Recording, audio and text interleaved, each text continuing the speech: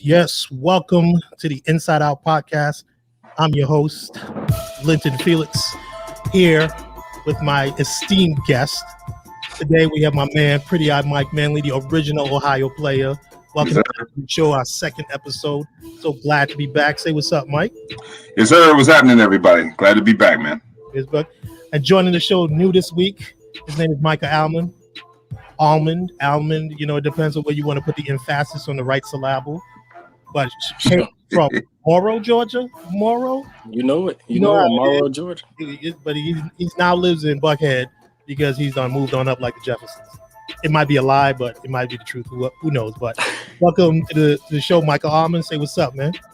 What's going on? Great to be here. Let's get it. All right. And last but not least, the star of the show. Some people call him Doctor. Some people call him Uncle. I call him the devastating dominator on the crossfader. You know who he be? Dr. Uncle Professor Brian Bentley. What up, Brian Bentley? Say what's up. How's everyone doing? Glad to be back. Doing good. We have one more member. His name's Cris from the Peas and Beans sports group on Facebook. He might be joining us, but it's Easter weekend, so you know some people can't get away. But I'm here, and we're all here, and we're gonna get it started. It should be fun today, so let's get going with the first topic, and it's kind of a serious topic, and we're gonna jump into it real quick. It's gonna be your thoughts on the Desean Watson situation. Usually we're kind of lighthearted, but I wanted to get this out the way because it's a serious situation, and I just wanted to get each and everybody's opinion on the topic. So seeing that Mike is the newest one, we go, Michael, what do you think about Desean Watson and the rape allegations with that have been brought upon him in the last, let's say, a month? He's up to like 21. Is it 21, Mike? 21? 21's the last thing I saw. Yeah. So what's your thoughts on that, Micah? You know, the thing about it is the more names, it started off as just hearsay, and then it just one by one, kept adding, and it's like it's not looking good for him. That's a serious thing, especially these days. Yeah, and go ahead. And it seems like a repeated behavior. You look up some of the details of what they are saying he did. It's like you kind of look at him different. Trying to be traded and things like that. It's a hard ordeal. Yeah, and the conspiracy theorists and many of us, and I being one of them, I'm not trying to minimize the charges and whatnot, but it seems kind of iffy, because one minute it was just 3 women, then it's 6, and then each week it's like it's like up to like 18 on one side, and then his lawyer brought 18 more women to say he's not like that. So it's like 36, 37 women. And I heard Shannon Sharp say, like, that's a lot of massages and a lot of masseuses. It's like, most people got 1 or 2 people they go to, like 37, 38 women, different masseuses. It's like, it seems kind of iffy, and especially that he wanted to be traded and all of this stuff started coming out. So Dr. B, do you lend any credence to the fact that maybe it's kind of a let's say dicey kind of situation as far as the credibility of these allegations? Well, again, you want to take the allegations and everything, serious. Is an unfortunate, situation. Mm-hmm. And I've, spoken to several people and they question the timing of it, right? Yeah. Uh-huh. In terms of, he wanting, to get traded and all these, different stories, allegations are coming up. Yeah. Being a fan of Desean Watson, you want to lean on the side of, hoping, this is not true and that everything, works out so he can get back to the business of football. But, you just have to, take the time and evaluate and just go through all the information that's presented. Hopefully these allegations are not true, mm-hmm. but, it's just an unfortunate situation. What say you, Mike? Overall, like I look at it, like I'm taking it seriously, and there's a lot of it's it's the story's a lot alike, like Micah said, like a lot of the situations, people, the things he's did, how it went about, the accusations. But to me, it's like the lawyer that's doing it, you know, he's a neighbor or a friend of the owner of the team, and he's yet to hand over, from the last time I paid attention on Friday, he had yet to hand over any information to the Houston PD, because now his thing saying that one of the officers on some board in the Houston police is a son of the lawyer who's the defense lawyers. So it's kind of like he's putting out there that there might be some foul play as far as Desean Watson's side go, if there's someone who has connection to the defense. What do you think? Right. So the challenge that I have with this whole situation, it's a couple things. First, you know, my heart goes out to anybody. If there was somebody, and we do understand these allegations, so we're not passing judgments either way. Yep. But if there's somebody out of the 21 that were negatively impacted by this, so my heart goes out to them if that's the case. Yeah.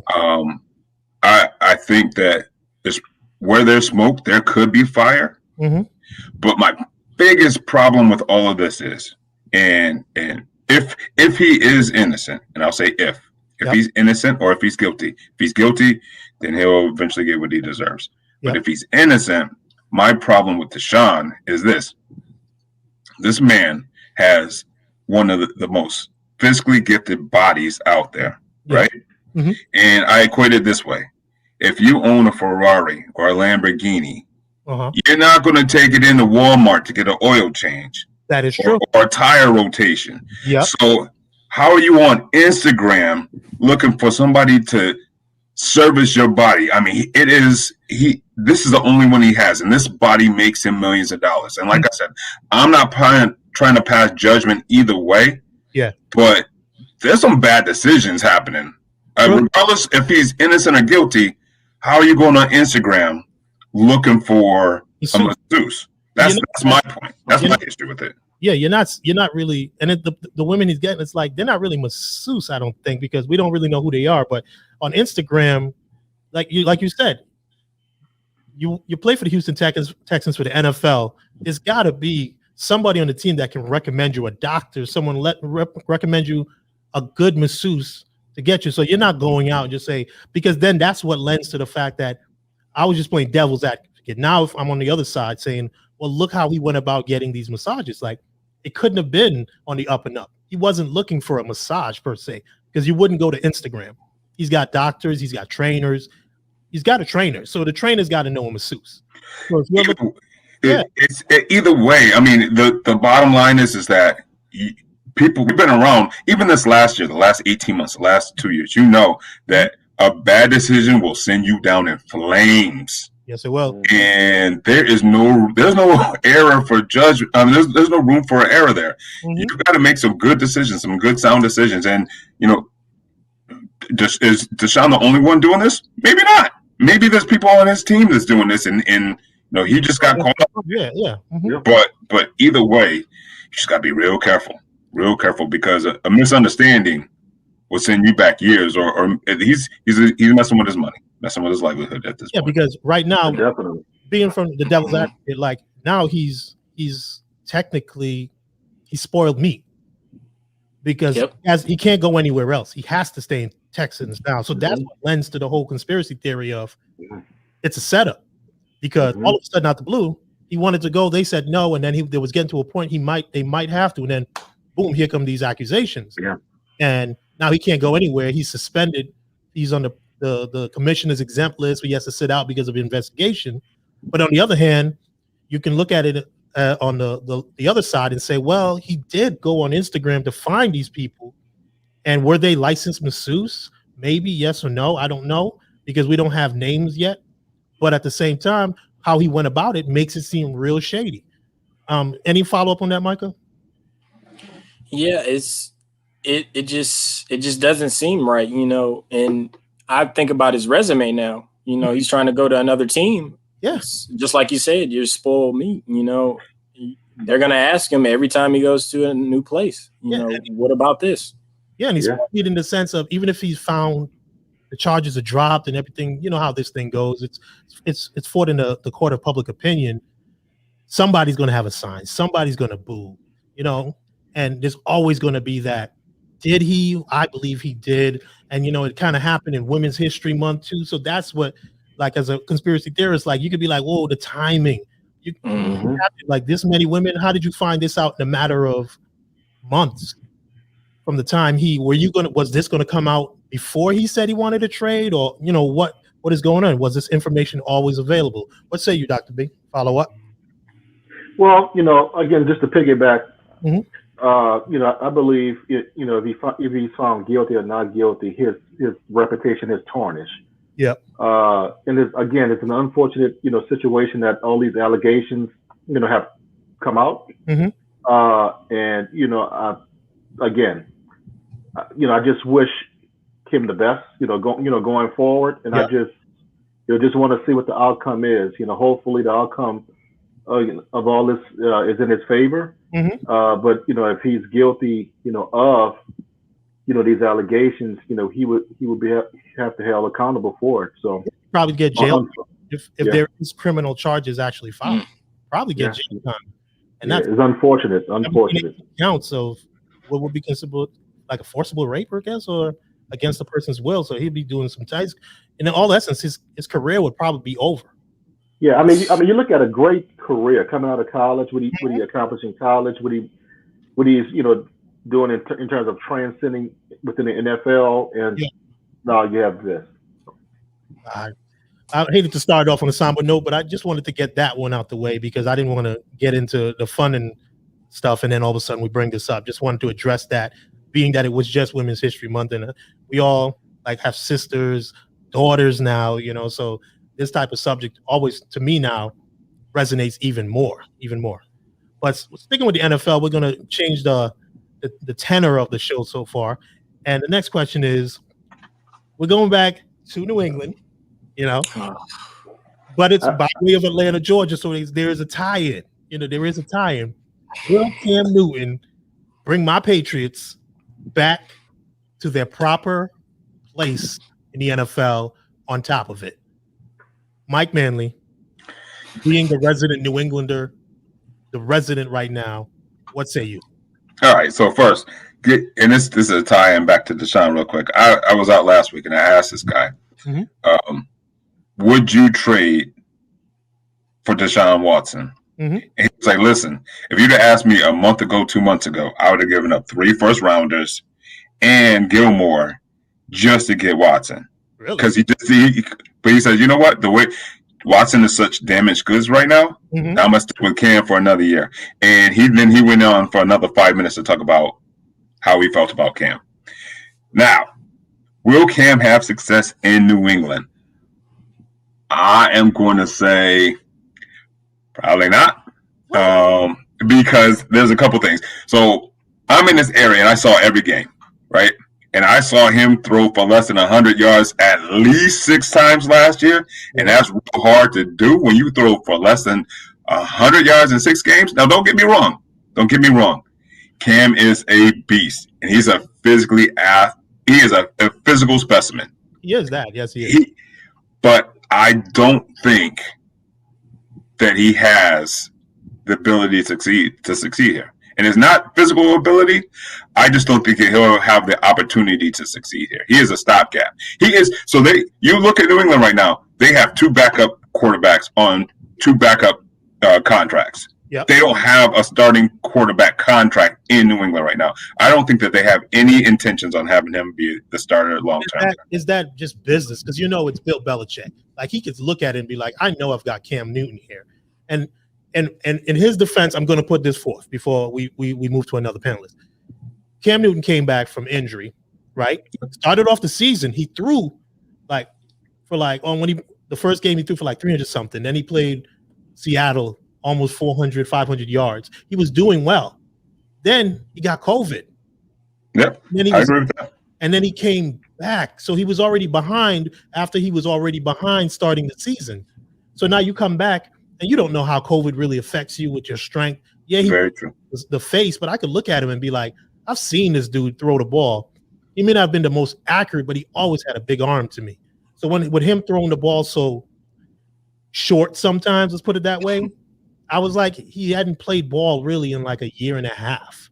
So yeah, it's true. He was skipping rocks across a lake. That's what it looked like half the time. He wasn't even hitting humans with some of those passes. But I'm gonna leave it like this, and before you move on to your next panelist, that's true. So all those points are true. But you look at the Patriots offseason, and they overpaid just about every spot for every free agent that they got. Yeah. You look at but they had the cap room. Like, is it overpaying or you have the cap room? They had the cap room to give Cam a bigger contract than what they did. They gave him another 1 year at short change. They could have overpaid there too if they thought that he was going to be the future there, or even the present. Even the present. So that's the most important position on the team. It shortchanged that one. Okay, as my homegirl Yvette Ford said, Cam's not the one, but Yvette, I disagree with you. He might not be the two. He might not be the two. But here's my Uncle B. Here's my thing. Bill Belichick is a shrewd businessman. I don't look at contracts as his true feelings. His true feelings are, I can get Cam for $8 million. If he does well, then I can pay him. How long, he does that with everybody. So to say just because he got $8 million is he's a backup because it's backup money, Bill Belichick brought him back like he saw something in him and was like, if I can get him for another year for $8 million and we could do well, then maybe he's worth it. What do you think? Well, I think, I agree with, that assessment. I think Cam needs some additional weapons. Yeah. On the outside. Before you go, the Patriots wide receivers last year ranked the worst at separation. So from between giving your quarterback room to throw, the Patriots were like sub 5 yards or something like that. So basically he was thrown into tight coverage all the time. Nobody could get open. Continue. But I want to see Cam just put a little more dedication in, right? Because I think if he comes in, focus, I think he can get back to. I'm not saying get back to the MVP level. I don't say that either. But he could. He can do really well in New England. But again, it is hard for a team. Well, I would say the Patriots can bring back some success in the AFC East. You have the Bills and the Jets. Who knows is up and down. I mean, really, it's really the Bills now. It's really the Bills. For years, competition. But the Bills are solid. They're the ones. That's why I'm like, you got to keep Cam because whoever you bring in, you're still going to be another year behind to learn that Patriot system. Exactly, and also the Dolphins. The Dolphins are coming up also, but that's true. For any team in the AFC is going to be difficult when you have a team in Western Pennsylvania. So that's all I say. So. Oh boy! I'm sorry, it's the Pittsburgh Steelers. Okay. The who? Okay. Okay, we're gonna pretend we didn't hear the Pittsburgh. But yeah, he has a chance. He just needs to dedication. Be in the league and as a starting quarterback. Why can't Cam Newton? Definitely. Yeah. What about you, Micah? I know that's your boy right there, Cam, coming down the dirty shot. You know what I'm saying? You grew up. Yeah, Westlake. No, I'm just kidding. Westlake High School, man. You always root for Cam, but like any quarterback, he needs time, and with Bill Belichick, with that system, he can turn Cam into, a better Cam, he just needs time and you need to learn the system, and also playmakers. He had Steve Smith and Greg Olsen in his prime down in Carolina. Yeah.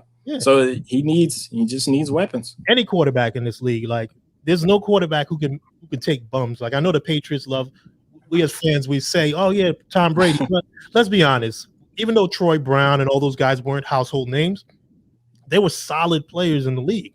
They were really solid. They didn't have the notoriety and the name recognition, but literally they were solid players who could get open. And then eventually they were more players than they drafted well and got some superstars who grew up in their system. So to say Cam with Julian Edelman, his best receiver wasn't even there. Who were the tight ends? Like the system is a lot based on tight end play, double tight ends. Tight ends weren't there. Wide receiver, N'Keal Harry, barely getting open. So it's like, yeah, I'm throwing, but who am I throwing to? And defenses don't have to double team. They're just spying because nobody's a threat. So in a league where you have to have deep threats, like in Buffalo, they got Stephon Diggs. But then what's his name who used to be with the Cowboys?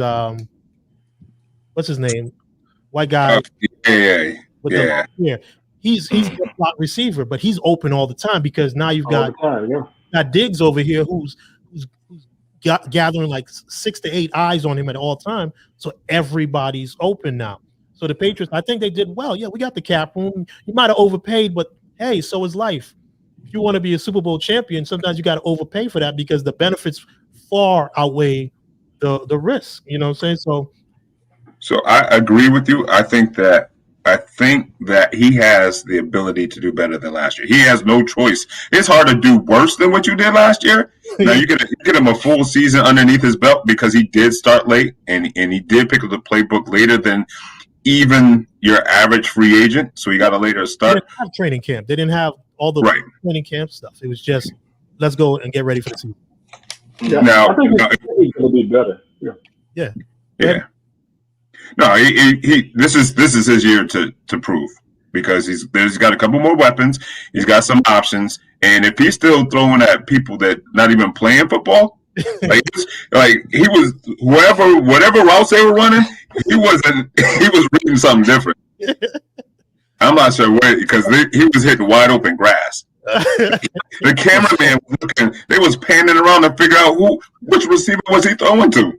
Listen, Mike. I mean, you're a Titans fan, so let's just stop. Well, listen, anyway, I hope Cam does well for the sake of Cam, and I hope that I still don't think that he's long term in a Patriots uniform, but I hope whatever he does this year will be the bridge to get him to where his next stop truly will be. I think he's a long term solution, to be honest with you. If he does well. If he does well, yeah, if he does well, like any quarterback in this league, you got to do well. I just think New England needs that swag. We need to see a quarterback come up there with hats, with feathers, and you know what I'm saying? You may call him a D, but he got swag. Like, come on, let's be honest. We need that. No? A little spice. Yeah, y'all need a little spice up there, man. Spice up here. Nah, there's not a lot of spice. There's not a lot of room for spice on this team. Bill Belichick, he clamps down people on media. He doesn't let people be who they want to be. That's why you see Gronk and others happy to leave, and they say, finally, we can be NFL players. We can voice our opinions. We can speak to the media. But Cam never was the type of guy who needed attention by talking to the media. What I'm saying is Cam being Cam is enough. Like, he doesn't have to talk and make outrageous statements to get attention. He's 6'4", 6'5", 260 pounds, and he wears bright yellow outfits. So Bill Belichick can say, don't talk to the media. That's fine with Cam. He just will still be Cam. When them Atlanta boys just come through clean, you know what I'm saying? Micah be dressed. You see them closets behind him? Them closets right there on the left side. On the right side. Here we go.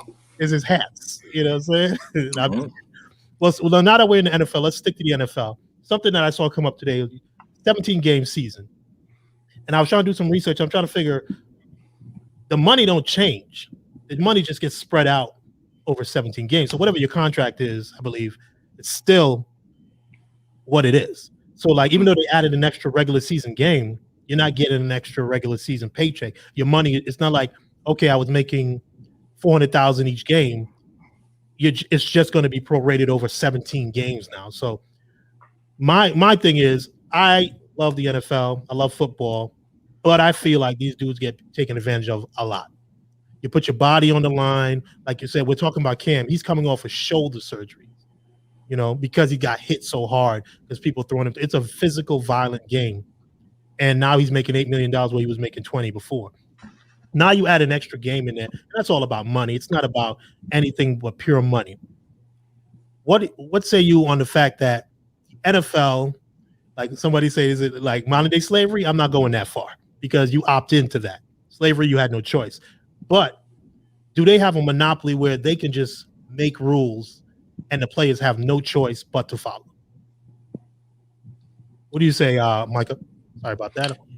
I definitely think, they definitely look for loopholes, over the players sometimes. Mm-hmm. Like you said, it's hard on their bodies, that week 17 and then, postseason's coming up. And a lot of teams like to, side their players, for resting purposes. But yeah, I just think about the aspect of their bodies. That's tough, and I think they were saying that 17 game is more of a contract incentive. You can, boost your stats and, earn your bonuses and things like that. But I just sometimes that's not worth it. Yeah, it's not like I'm going to get a bonus. I could have gotten that bonus in 16 games. But you can sit me out game 17 and I don't get my bonus, but you get that extra revenue, that extra TV contract, because I'm sure by adding that other game, that's more money for another nationally televised game. They're not saying, well, the same contract we had, just spread that out over 17. What do you think about that, Uncle B? Well, as a fan of the game, I love it because that's more football I can watch, But, however, it may give an opportunity for other players to play more, get more reps in. You may, I was listening to a show on TV a couple of days ago, the term load management. So you may have more load management, in NFL, similar to the NBA. Yeah. And I agree, it's all about revenue. It's all about money. But, I do wish, at some point, I know due to the 53-man roster, 55-man roster, you cannot spread the monies out and expand it as in other sports. But I do wish those guys can get, some additional monies, because it is a physical, rough sport, Yeah. What about you, Micah? Micah, not Michael. Micah. Yeah, I mean, the thing I think about it also is the timing of it. The announcement of the 17 season, the world's opening back up, quote unquote. Yeah. I feel like they're like, this is our chance to earn a little bit more what we lost over last year. Oh, that's interesting. And that's what I was saying. Like it's like a loophole, like maybe we can make it seem as if, they're not overexerting themselves. They may be putting more money in their pockets, but at what cost? That's what I feel about it. What about you, Mike? And I agree with that. My question is, and this is something that may be in consideration for these players. So if they take away a preseason game or two preseason games, they're getting to their money faster, because I don't believe that they get a full game check for preseason games. So if the trade-off is an extra week of a game check versus playing in a preseason game and not getting paid anything or getting paid short money and getting hurt, then it may make sense to go to that 17th game. The other thing that I look at is this, and people say this all the time, and I get into arguments and I get into disagreements because you brought it up early on. People equate it to, the owners taking advantage of players and they calling it slavery. First of all, we should never equate sports to slavery, because we're talking about millionaires, and equating that to somebody that we all know what slavery is. So I don't even need to go into that direction. But NFL, so take a look at it this way. Think of it this way. Mm-hmm. You look at a musician. They're an entertainer. Yep. Their product is music. You look at an actor and actress. They're entertainers. Their product is film, TV, whatever it may be. Athletes are entertainers. Their product is sports. Yep. So what the consumer of that is the fans. They're out there playing. They're great at what they do. Right? They're great at what they do. Mm-hmm. They're gifted specimens. They make millions of dollars. And at the end of the day, they make millions of dollars to entertain people. So if the sport demands, or if it's heading in the direction of 17 games, they may have some say. But at the end of the day, what's driving this is the fan. It has nothing to do with the owners are making more money, sure. But at the end of the day, the player's going to be making more money too. And that's true. And the happier you keep fans, the more money everybody's going to make. And that's true. I agree with you. I'm not saying that it's I'm never saying it's slavery. And I understand the NFL is a monopoly. Like they can basically tear up your contract. there is no contracts. Like regardless, they'll hold you to your contract. Right. You can't hold them to your contract. Where in what world does that make sense? I don't know. Because if I sign a contract with AT&T tomorrow for a new cell phone, if I try to leave and say, you know what, y'all just ain't doing it for me, there is a fee I got to pay to break that contract. NFL, at any point in time, they can just say, we don't want you anymore and tear up your contract. But if you come back and say, oh, I need more money because I did better, they're like, well, no, you signed for this. Like, at what point and what can we do to say, like, to make this a reality? Like, you can't, like, we're the fans, we benefit from this. We're the ones driving this. At some point, can we stand up for the players and say, like, listen, I enjoy the sport, but fair is fair. Like, should we, because the players try and they can't. Well, as fans, we need to lend support and maybe make it difficult on the owners. Yeah. Well, let me ask this question. What do you guys think can be done the players union? See, that's the thing. That's the thing, and that's the most difficult part, because if I had a choice today, and you asked me what sport would I go to, NFL might be. That probably is my favorite sport. That'd be the one I wouldn't want to play because of a myriad of different reasons, and one of them being the collective bargaining agreement, and the CBA has them pigeonholed into these non-guaranteed contracts. You look at baseball, Bobby Bonilla is still getting paid, and I don't even remember what he looked like, let alone remember the last time he played baseball, and he's still getting $1 million a year. $1 million a year, and he's been 20-something years, because I was in high school or so, graduating when he was getting out of the game, and they said that he had like $88 million left on his contract because he was injured and couldn't play anymore, and the Mets prorated it out, and it's basically for damn near the rest of his life. Isn't it up to like 2036 or something? Yeah. He's getting $1 million a year from his contract, still getting paid from the Mets. But in football, a dude it's all about the guaranteed money. But if you sign a $50 million signing bonus, and you get $15 million guaranteed, it's still $35 million that they have to pay you, that they can decide, we don't want to pay you that, you're done, and then you're out $35 million. What you think, Micah? It's that's why they say the lifespan of a player is short. You can get hurt or something can happen, and that's your money. You see players, for example, I'm a Cowboys fan. What? Wait. With that, that. Time out. You know that. I knew it, but I didn't. You just jogged my memory. Why? Pops, man. That's right. Uncles. It was nothing else I could root for. Now, I do like the Falcons. Just that's another story. But exactly. But the support, just because I'm from here. But not for nothing.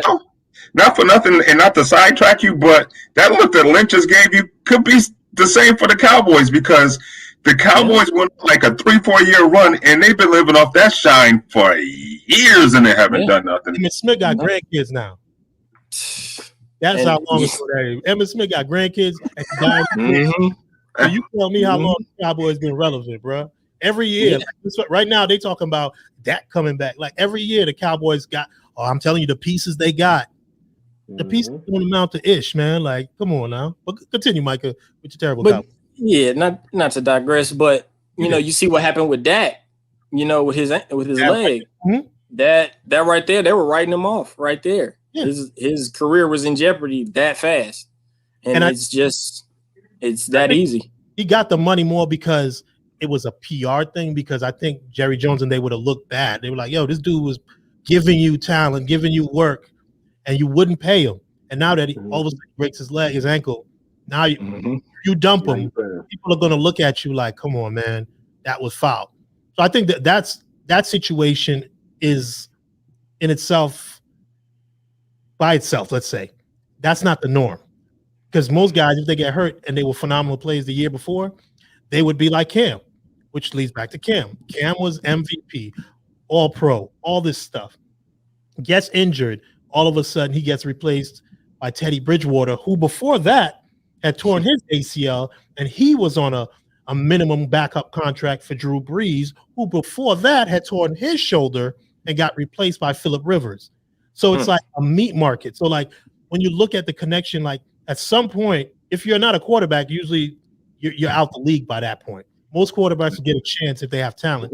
But anybody but a quarterback, especially a running back too, you're out the league. So imagine you worked all your life from Pee Wee League to high school to college, and now you're in the pros, and you get there, and in 3 years, after 10, 15 years of playing football, you're out the league, and basically, even though people say, oh, you made millions though, but at the same time, if I signed a deal and I'm only getting $5 million, my rookie deal, $5 million a year, after I pay taxes, that's $2.5 million. Then my agent gets some, and then I got to pay for family. So I've literally come away with a couple $100,000 in 3 years that I can put aside. If I'm smart, I can make more, but that's not a fair trade-off because I signed I didn't sign a guaranteed deal. Go ahead. I think that the problem with the NFL is a couple things. One, you look at the NBA and you have a marginal two-way player that's making $10 million a year. Marginal. Not even a star. Marginal. But in the NFL, it's completely different. It's a very one-sided scale where you have your upper echelon making millions and millions of dollars, and then you have a bunch, because you think about a 53-man roster plus the practice squad. There's a lot of people that's not making long money playing in the NFL. And the problem is that you have a divide. You have, let's say, your Aaron Rodgers saying, we need to put our foot down. Yeah. And we need to stand up for our NFL players. We need to strike. We need to make change. And the average NFL player is looking at Aaron Rodgers saying, your money's already right. You can step aside, you can go on strike, and you'll be fine. Yeah. I'm getting paycheck to paycheck here. I can't do this. Let's keep balling. So I think that's part of the problem is that within their own unit, their own the players association, they need to fix some things as well. Definitely.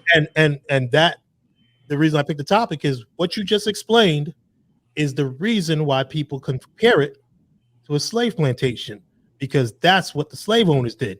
I'm gonna give the house Negroes some good some benefits and give some other slaves some good benefits, make it difficult for them to stand with the others out in the field. Because if I'm not getting beat and I'm getting good food, it's hard for me to see turning against master and in spite of myself. So in this, it's kind of reverse. The top tier players, they're the ones who'll be more militant and like, oh yeah, let's step out. But the lower guys, the ones who, like Mike said, are on the practice squad, the ones who aren't on the even guaranteed contracts with no signing bonus, they're just signing a $500,000 contract. And it's like you said, paycheck to paycheck, game to game, and they can cut you week to week. So even though you sign a $500,000 deal, you might not get all of that money.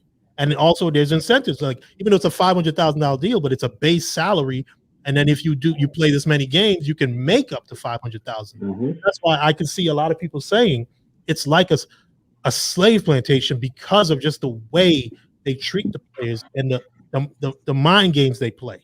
You brought up a point that it just triggered with me though. That 17th game may be the difference between somebody getting a performance bonus or not. That 17th game, and there's going to be a lot of single season records that are going to be broken because they're adding in an extra game to pass. You may see more people reaching a 2,000-yard rusher or breaking records for number of catches in a year. So it may have some positive. But then again, well, that is true because like Uncle Bentley, Uncle B, a lot of players in football say it's not as physical, even though football still is by nature a physical game. It's not as recklessly dangerous as, let's say, the 60s, 70s, 80s, 90s, where people were really. I saw some of those videos. I'm like, yo, you're really trying to kill this dude, like. Yeah, I mean, you come across the middle against Jack Tatum, like George Atkinson. You know? I saw those highlights. I'm like, you're literally trying to take people's neck. You're trying to break people's neck. But that was a mentality. So now I can see where receivers running across the middle will get more catches, probably pile up more yards. They can still get hit. But you have a lot more dudes getting a lot more injuries because I think the difference is in the past, guys took the summers off. Guys, like you said, the Jack Tatums, I'm like, they were drinking and smoking and barbecuing on the summer. And when football season started back, that's out of shape. But literally, it was better because they let their bodies get some rest. Whereas these guys, you hear them saying, "Oh, the season's over. I'm gonna take a month off and I'm right back at it." Like, I understand with physical fitness, it's a year-round thing, but football can't be a year-round thing, can it? Oh, definitely. You have to heal. You have to heal. So that's why I think maybe like the owners are saying, okay, on the other side, add an extra game, because we've had a lot of players get injured. A lot of players pull up with injuries because they're always working out. And guys are running routes. Like some of the drills I see these guys do, that's why we see a lot of dudes blowing their knees. Back in the day, rarely did you hear a wide receiver say, "I'm blowing out my ACL." Like they play. Jerry Rice didn't get a knee injury for a long time in his career, but now guys are coming out of the college football and they're blowing out knees. They're Achilles strained, because I'm watching the drills and the footwork that they have to do to get in and out of breaks, and I'm like, that's a lot of pressure on your joints. When you played football, Micah, and Pee Wee, no, was it Madden? When you played on Madden, oh wow, did you suffer injuries like that coming up? Okay. Nah. When I played, nah. I know he played. Nah, but I was on defense, to be fair. But nah, it definitely it's especially receivers, coming out of breaks. Yeah. That is very prevalent, especially nowadays. And a lot of these players are going, full game speed on these one-on-one drills. And I'm like, why exactly? Why? They're being taught. They're being taught that way. Yeah, see, that's a good point right there. And I'll take a step back for real quick. Players in the 60s and 70s, they wasn't playing all year, because you look at some of these guys, they was working at car dealerships in the off season. They was offsetting those weak contracts that they had back then. So, and that's true. That's for true. Where these guys had part-time jobs or second jobs just to make ends meet in the off season. But to your point, kids are starting at such a young age now that their conditioning and all the stress that they're putting on their bodies is insane. You look at baseball, and I'm a big baseball guy, but you hear about kids 13, 14, 15 years old having Tommy John surgery, Tommy John surgery for blowing out their shoulders and elbows and all of this stuff. It's crazy what these kids are doing now. His son's a pitcher, and he had Tommy John on his elbow, and he was like 15, 16, but he was throwing like 89, 90 miles per hour, and they were like, oh, he's got to get his arm up there to 100, but I'm like, he's only 16. Like, wow. But, they're starting early. Like, when did you start playing football, Micah? I started a little later than my friends, probably about 7th grade. 7th grade. And from there till about junior year. Did you play, Uncle B? I played, yeah. I played wide receiver, cornerback. When did you start? I started before high school. Okay, so you're like Pee Wee League kind of stuff. What about you, Mike? I played, but I started real late because my mother, she didn't allow me to play. I came home with high school jersey and some pads, and she's like, boy, where you get them from? You better take it back wherever you got it from. So I started real late. But to that point now, you see kids are starting later in football, or football is not even having the numbers that they used to as kids, because the fear of concussions and injuries and things like that. It's a struggling sport because kids they're migrating to other options, safer options. Basketball. Yeah, it's so competitive. Yeah, because I know I never played because I wanted to, but then I was like, man, I just don't trust people, because in basketball, if they hit you from behind, it's a foul, but in football, it's encouraged. And I was like, I don't want people after my knees. So my brother, he played for like 1 year. He played JV, and he was like 6'2", 6'3", like 200 pounds. But he was like, guys were going after his knees because they weren't as big as him. So they were trying to take his knees out. And he was like, nah, no more. And I was like, if I had a kid, and this is not a question, but thinking about it now, like if I have a kid, do I want them to play football? Like in this day and age, like I watch it and everything, but even when I watch football nowadays, every time I see somebody get hit and they flip up in the air and the guy takes his knees out, I'm thinking, his leg's gonna go spinning somewhere. And I'd be feeling for those dudes. Like I would never let my son play football. Like, and if he did, I don't know if I could go to the games and watch it with that kind of intensity to be like, oh, it's a great game, because the whole time if he's on the field, I'm going to be wondering like every hit, Is he hurt? Is he going to be okay? Because I see guys who are professionals, they get hurt like that, and at least they have the money to fall back on to give them something. But now you're in high school and you've blown your knee out. Now your whole life has changed, and now you have an injury from a sport that you never got to see to fruition. You basically just played and blew your knee out for no reason. So that's just my opinion. That's why they should be paying college athletes to play sports. Ooh, but that's not a topic. But what you think about that? What's you guys' thoughts on that? Like paying college athletes. Me personally, I'll be like, it's kind of that's a whole show. There's a whole show because there's so many different layers to that. Okay. We all know college athletes that had no intentions on finishing a 4-year degree. Then there's others that this is the only way that they're going to get a 4-year degree. Mm-hmm. But you're right. This is a whole show, and when you saying I got to put a whole show together, you let me know when you're ready because I got plenty of opinions that probably none of them make sense. Oh no, okay, all right. So we'll save that. We'll save that one. So now let's move on to my favorite. I love football, but basketball is where my heart's at. Here we go. You know it's heating up. Here we go. Good. You pull your ankle bracelets. Get ready. I got my ankle braces. I got my shooting sleeves on. I got my breakaway on. I'm repping Clark Atlanta. You know what I'm saying? We ready. So my first thing is NBA trade deadline. Any moves that you saw, any signings that you've seen for your favorite team or any team in the league that you thought is a major move, something you like, it's your time. I'll tell you mine in a minute. Yeah, who wants to go first? I'll go first. Go ahead, B, because you're a baller. I think the Nuggets made a really good move by getting Gordon. That was one of mine. Yeah. Then you move Millsap, to the bench, coming off the bench. Mm-hmm. Gordon is athletic, young. 6'9", 6'10". He's 6'9". Denver's going to be a problem. Denver will be a problem.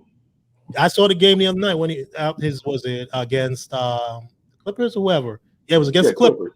Mm-hmm. And when he was in Orlando, I didn't see defense from him like that. Yes. But that night he was guarding Kawhi. I was like, who is this Aaron Gordon? He didn't do this in Orlando. He was locking Kawhi up.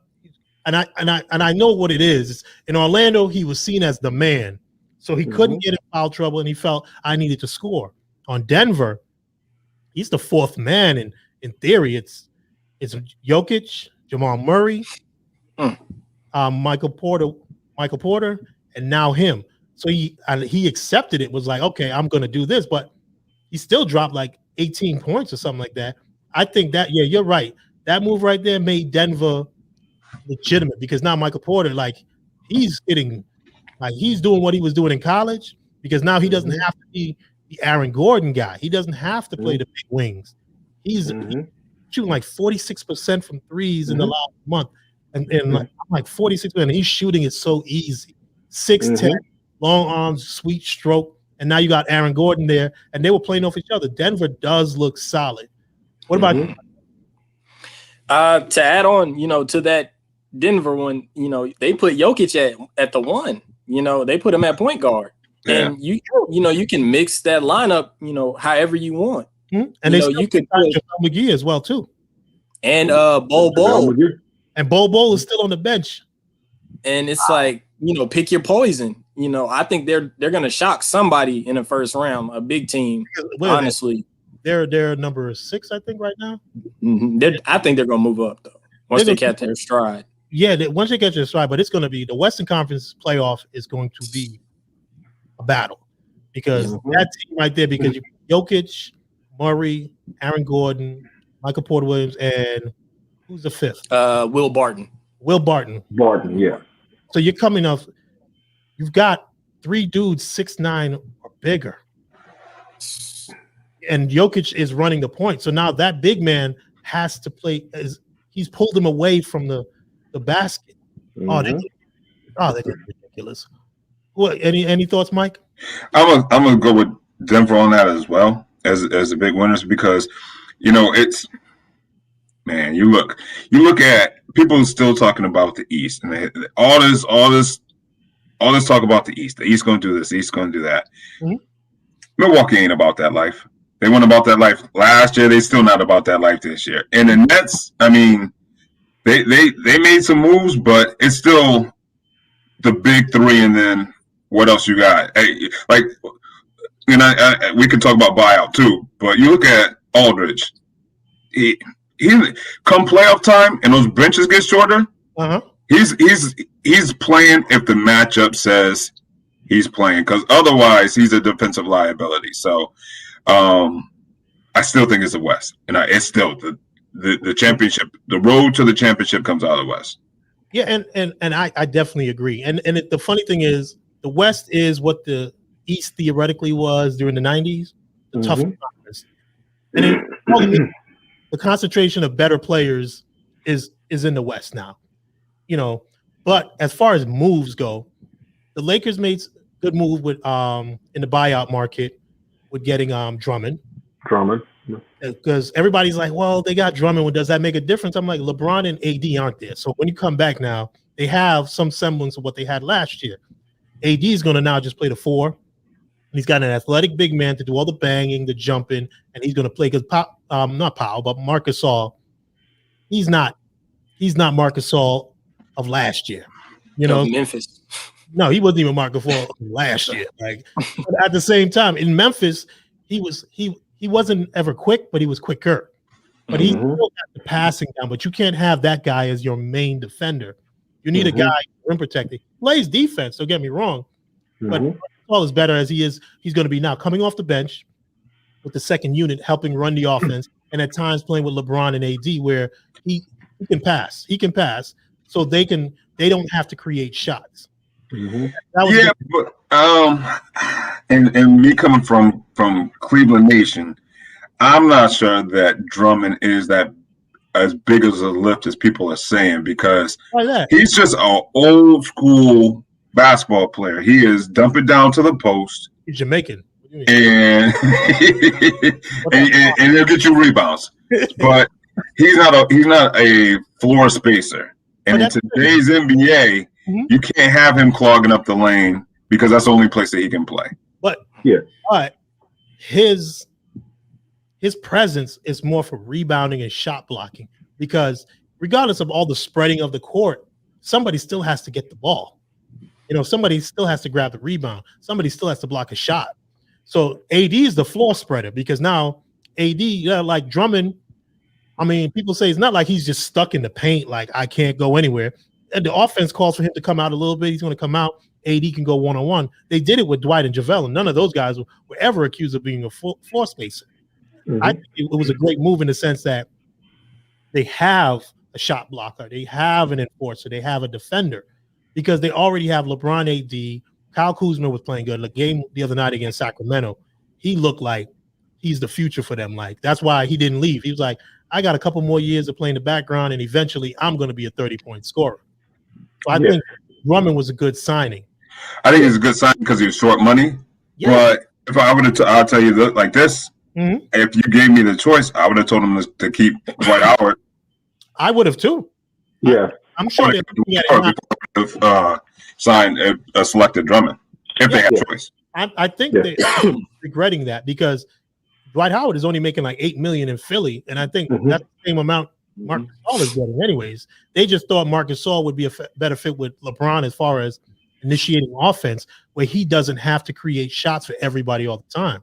Now you have somebody else, and which it's fine. That's what I expected. Marc Gasol was going to be that guy. You could just get open and get a shot, but he's not. He's not, like somebody said, he's like a slow moving glacier who can pass. Yeah. Well, let me chime in. I'm going to disagree. Honestly, I'm going back to the East. With a healthy Kevin Durant, if Durant comes back healthy, nobody's beating Brooklyn. You got three. Even in the West, you got 3 players that can get you 100 points a game. Yep. 3.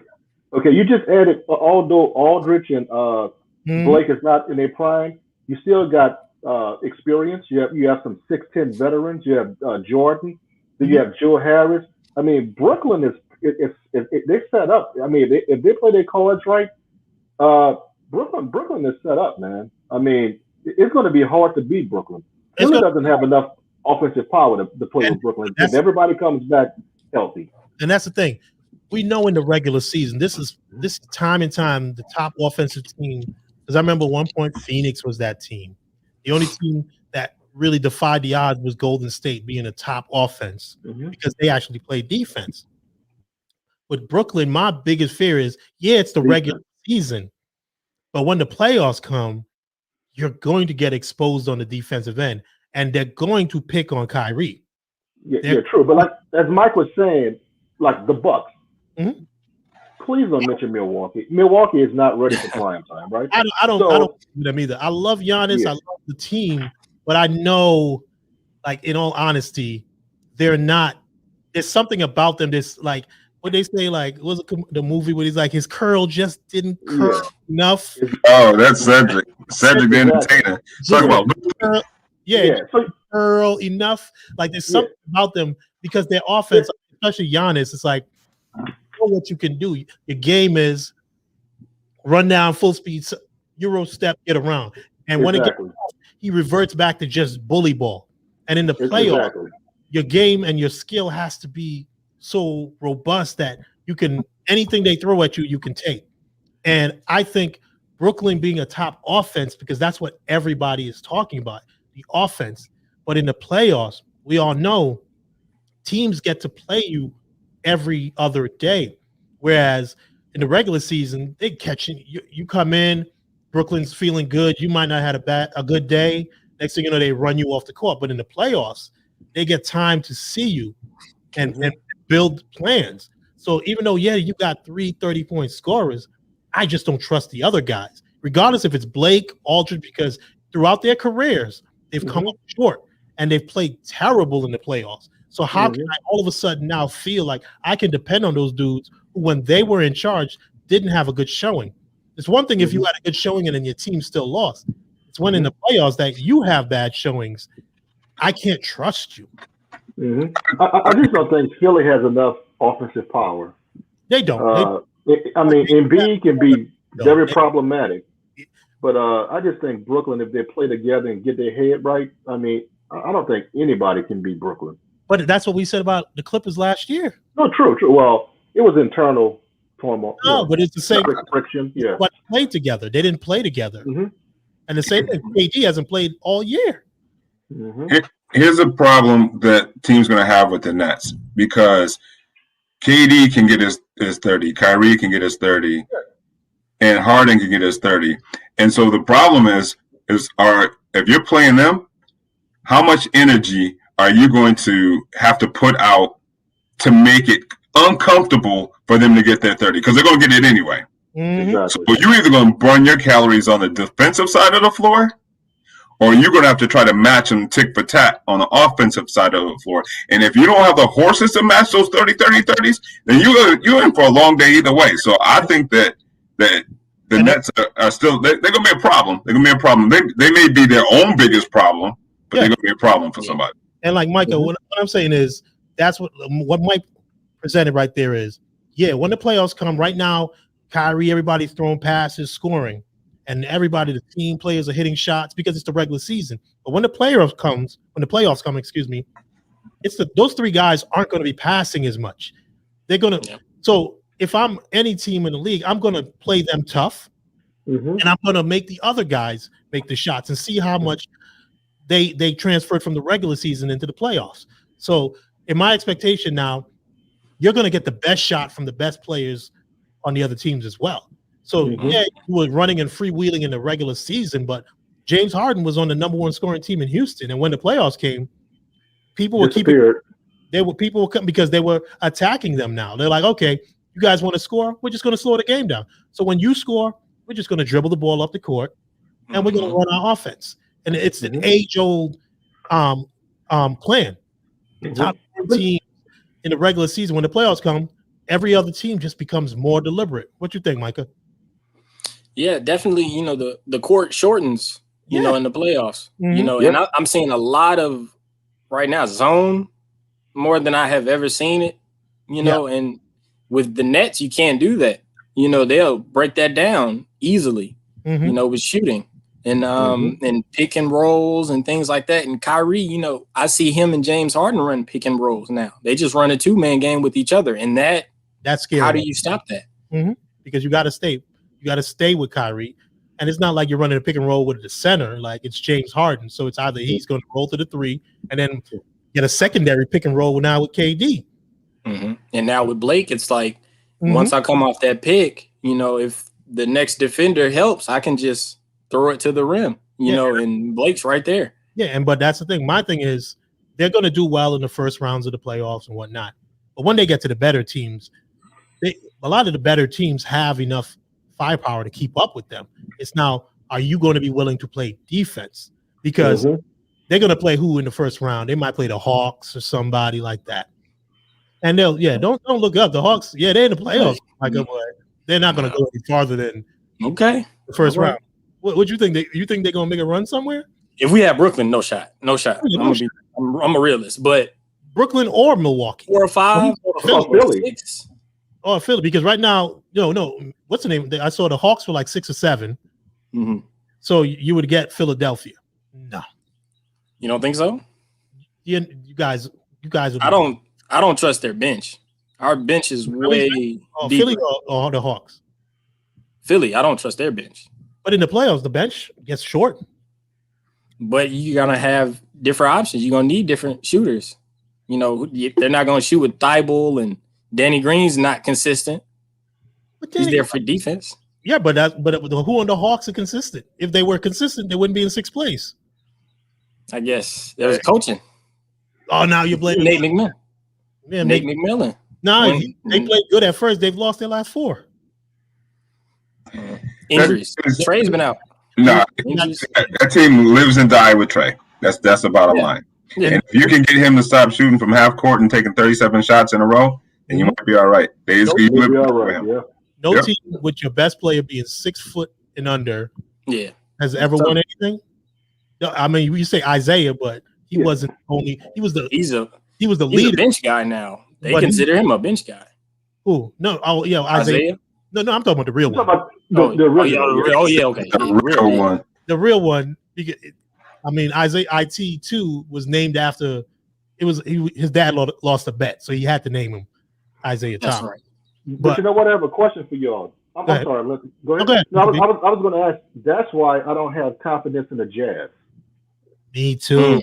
I was going to get them next. Like, they just last year they blew a lead to Denver. This year they have a good year, and now everybody's like, well, they should be the favorite. To me, just because you have the best record in the regular season means no, never mind, because that's the regular season. You're supposed to do that, but I've seen you in the past cake up and blow things and not show up. So I'm not gonna say just because you're the favorite, you're unbeatable, because when the playoffs come, that's when the true superstars really shine. That's when the guys who okay, now it's for the money. It's a different level. You got to take yourself up. That's why when people say Michael Jordan and all these things, Mike, even though he was scoring 30 in the regular season, 36, 37 in the playoffs, and by round it went up. Same thing with LeBron. Like, he might be scoring 26 now, and everybody he's lost a step. Playoffs come, he's leading everybody in every category. The cream rises to the top, and they know. And I don't see, because my thing with the Jazz is the way they walk around when they win. It's like, we've been doing this. Like, nah, bro, you just blew a lead to Denver last year in the bubble. So there's no need to be walking around with your chest out like everybody should be looking at you at how basketball is played. I just don't believe in them, because this is their first year of ever being that good. You've always been the number 6, 7 seed, and out of the blue, you're number 1 seed, and I'm supposed to believe you are the best team because your record has you number 1. No, the Jazz, they fall in line. They're more like the Bucks to me, like you said, Uncle B. The Bucks. Portland is a scary team. It can be scary. Portland be scary. Portland is very scary because now you got CJ back. But, the knock on them is it's Dame and CJ. They're going to give you offense. But in the playoffs, when you looked at the bubble last year, like I looked at all the game against LeBron and them, they had that one good game. And then after that, it was it. Ran by. Like Dame and CJ don't play a lot of defense. Like I'm gonna be honest with you. I watch the games. They're great offense. Don't play defense. Melo's gonna give you a good 15, 16. I could depend on Melo. But the rest of the guys, but they have picked up. Who'd they pick up? Nurkic is coming. The guy from Toronto, Powell. Yeah, they got Powell. They went and got Norm Powell because they wanted somebody else because Dame and CJ, like all the money, all the shots that Dame makes and all that stuff, he don't really have, he's not top 15 in assists. So it's like you got to have other players. They have a lot of guys who can get their shot.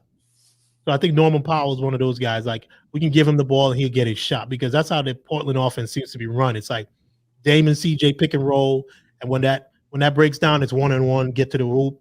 Got and Enes Kanter down there to grab rebounds. Mm-hmm. Gonna get Nurkic back, so you got somebody who's gonna grab the rebound. So that's what makes them dangerous is the fact that they have prolific scorers, and then they have some guys who will do the dirty work. So Portland is another one. Who else? The Lakers. Clippers, on the other hand, that's a team right there. Like, I have no I don't know. I have no feeling with them either. Playoff P, really? Playoff P? Like, he gave himself no. Pandemic P. You ain't, All of them. you're not supposed to give yourself that nickname. You're not supposed to. They got to give that to you. I tell you what, though, I do kind of like that Rondo signing, though. Yeah. You know why? Bittersweet. Go ahead. I want to hear it. That man hasn't played a regular season game in at least 4 or 5 years. But when the playoff starts, he's a different player altogether. You know what? The Lakers do not win that series. Actually, I shouldn't say that. The Lakers have a harder time winning that series last year without Rondo. They would have won, but Rondo gave them that extra push. And that's my thing. Like, everybody's saying, oh, he's so great. But I was like, just last year, you guys said it was the worst thing, and nobody believed in Rondo. But the Lakers were like, no, he's going to be good. And everybody was like, no. And then when he's like, they're like, now all of a sudden he's the hot commodity. He goes, I think he gamed the system. Oh, he's continuing to game the system. Look at Atlanta. I forgot he was in Atlanta. He was. He could have just signed with the Clippers. They had the money to give to him. Absolutely. He was like, no, I'm going to go to Atlanta, get this easy money. I'm not going to play a single game. When the trade deadline comes, I'm going to get traded back to the Clippers. And I'm going to sit out there for a little bit. When the playoff comes, I'm going to play, and I'm going to play well. He really did the same thing with the Lakers. Yep. And literally, he did the same thing with the Lakers. He's learned, I don't have to play the regular season. I just need to play enough of it to get ready for the playoffs if the team that I'm on is in the playoffs. And I will say he's an upgrade. The playoff Rondo is an upgrade from Lou Williams and or Patrick Beverly. They were never point guards. They were just short. Right. Let's be honest. Lemon Pepper was just like, he was Lou Williams. He's always been Lou Williams. He's a dope scorer, all that, but he's never been like, I'm going to be the guy that makes the team better in a way. Like, he got the hype with the Clippers, but you notice what happened. It's the same thing that always happens when the spotlight gets put on teams. Like, when there was no expectation in them, him and Patrick Beverly, they all loved them. They were taking the league by storm. But then when expectation was thrust upon them, all of a sudden Lou Williams was hitting all these shots. Now all of a sudden missing. He don't play no defense. First of all, we knew Lou never played defense. I don't know how you get in the league and never play defense. Like, they picked on him. And Patrick Beverly, like, yeah, he plays good defense theoretically, but people drop numbers on him. But he's not a point guard. He's a defender, basically. So the Clippers is like, yeah, you got Rondo, but who else do you have? Like, Paul, let's playoff P, Paul George. Like, until you do something, I don't believe in you. And Kawhi, you can say, like I've always said, like, he won an MVP of a finals scoring like 14 points. The reason he won it was the same reason Andre Iguodala won it. Why is that? Why did Andre Iguodala win it when the Golden State Warriors won the championship? Why did Andre Iguodala become the MVP of the finals? Because he made life a little difficult for LeBron, who still averaged 36 a game. Kawhi Leonard, same thing. He was dropping 14, but when he played LeBron shot 10 percentage points lower, so he got the MVP. So that, to me, is like, he's living off of things that he really didn't do. He went to Toronto, and all he had to do was just score. Kyle Lowry was the leader. They had all these players. Serge Ibaka was already there. They had Pascal Siakam, Fred VanVleet, and then they got very lucky that Kevin Durant blew his Achilles out, and then Klay Thompson blew his ACL. So, and then when people say, "Oh, he's a two-time champion," by default. Kawhi is probably one of the best number 2 in the league.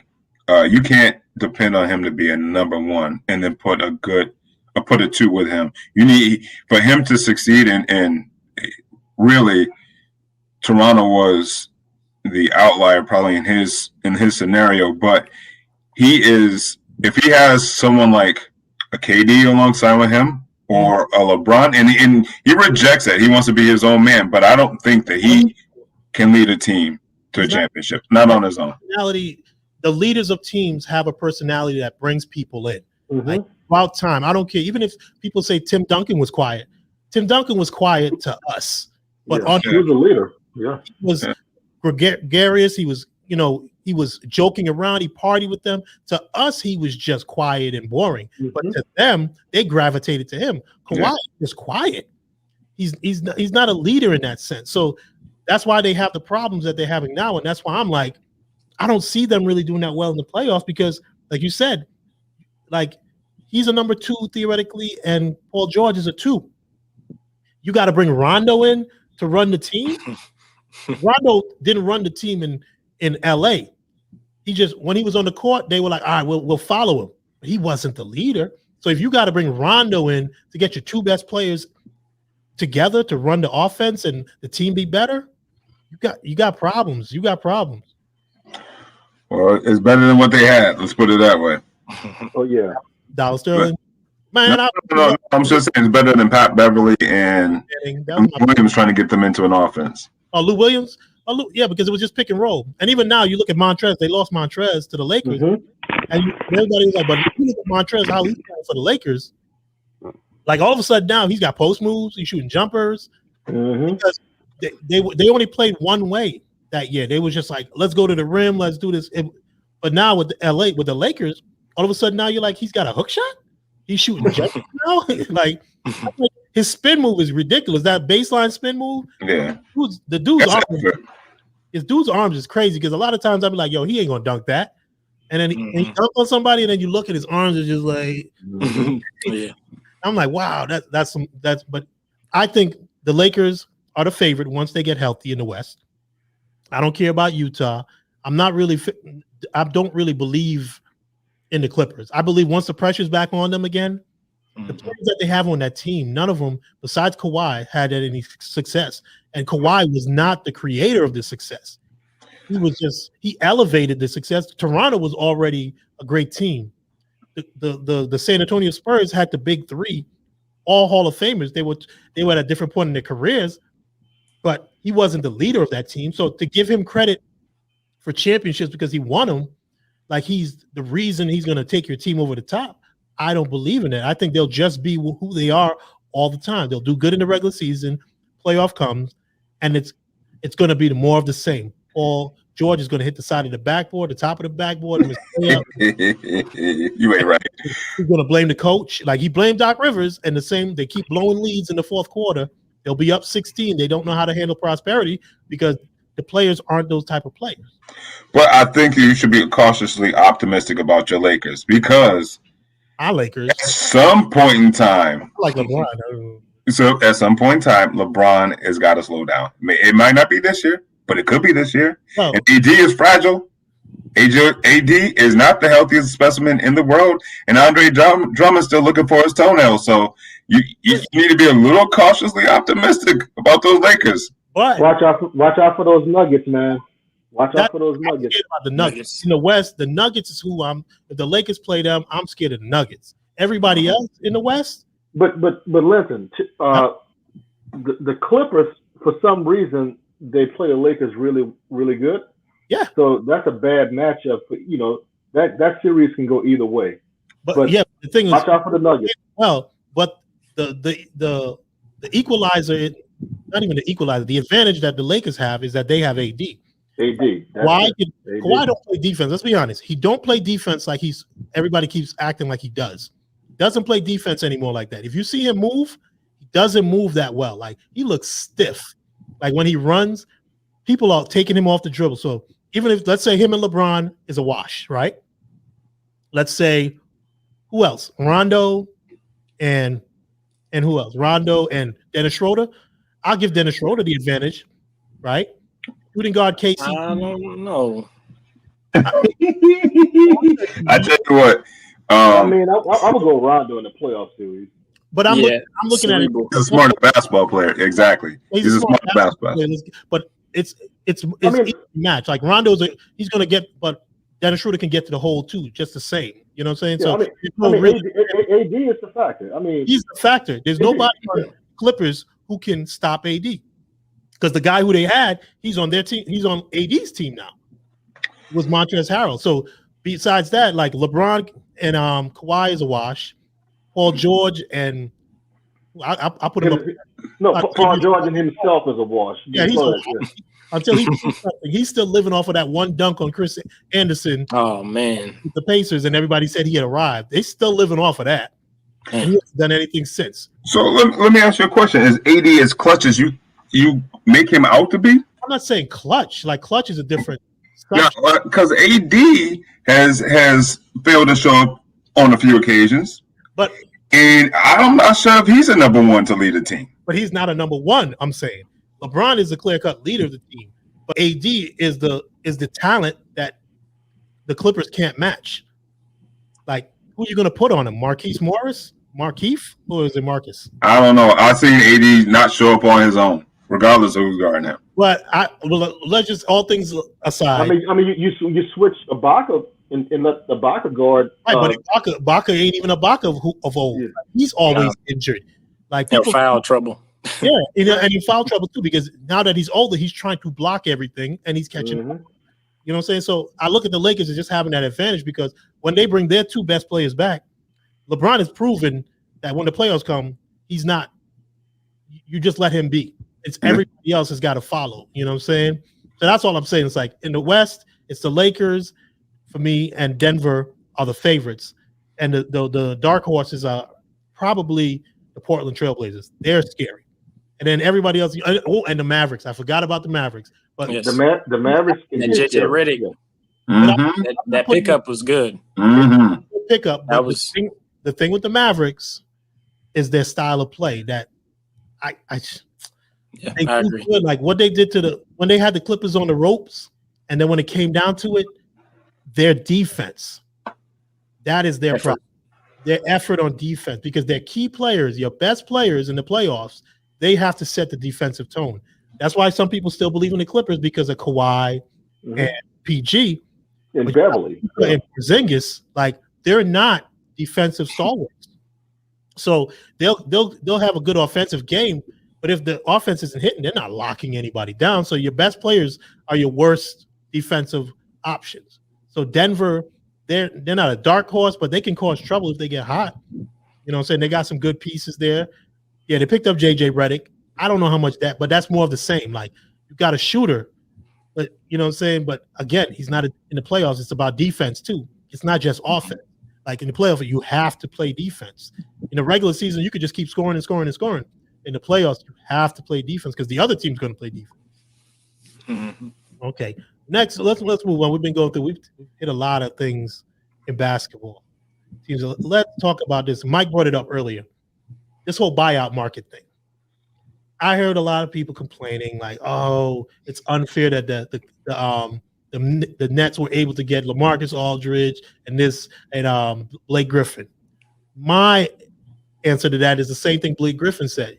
You thought he was sorry a year and a half ago. Matter of fact, this season, people were like, Blake Griffin is sorry. He hasn't dunked in 2 years.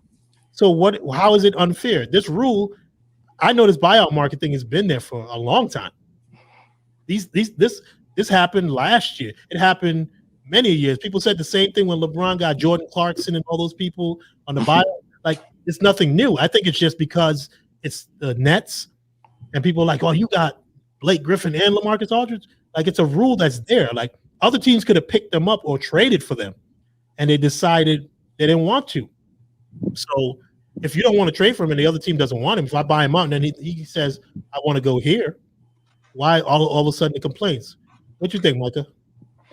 I think, LeBron, he used, showing players that they have power, they're using it. It's I'm going to use and control my own outcome. And I feel like a lot of times, a lot of vets are saying, I've done my time in the league.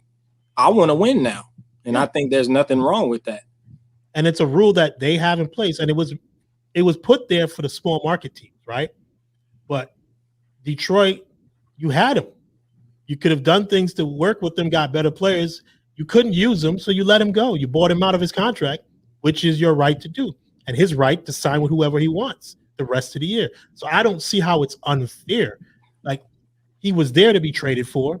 So was Drummond. So was LaMarcus Aldridge. So were all these players. They were like, who's they said nobody said anything when what's his name from the Charlotte Hornets got bought out. And he's down in where did he end up at? You talking about Batum? Yeah, like Batum had not Batum. This was what is his name? I forget his name. Not an African guy, center, like Benga or something like that. He got bought out. Bismack. Yeah, Bismack Biyombo. He got bought out, and he went somewhere else. Nobody complained about Bismack Biyombo, but you're complaining about LaMarcus Aldridge and them going to the Nets. But that's what the buyout market is for. It's for the veteran guy who's like, listen, I'm on a team that's going nowhere. You guys want to build for the future. I'm not doing anything here. Buy me out of my contract.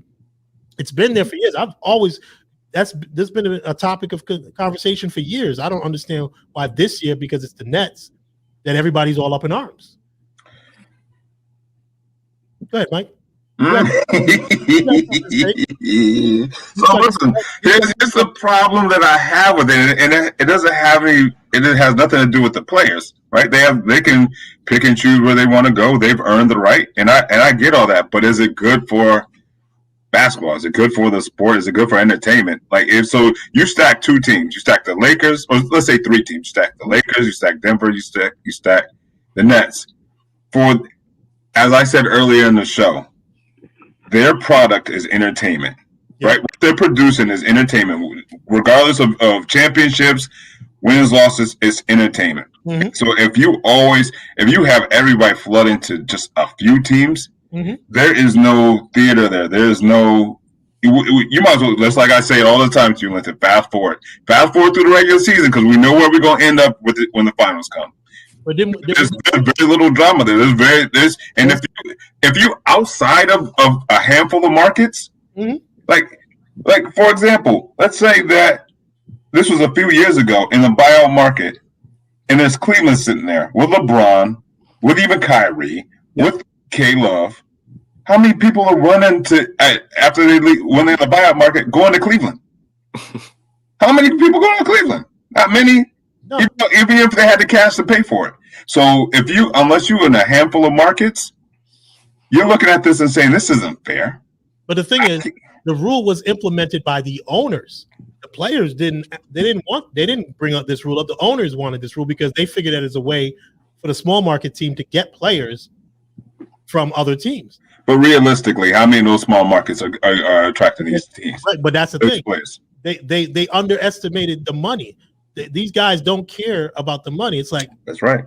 I want to live somewhere I like to live. I don't want to go to Cleveland. But like to what you said, Mike, it's always been a couple teams. I mean, but is it good for basketball though? Is it good for? So if you live in a big market, then it's good for you because your team has a chance every year. That's who's won all the championships. The only team that was a small market that won a championship in the last 20 years would be considered what? San Antonio.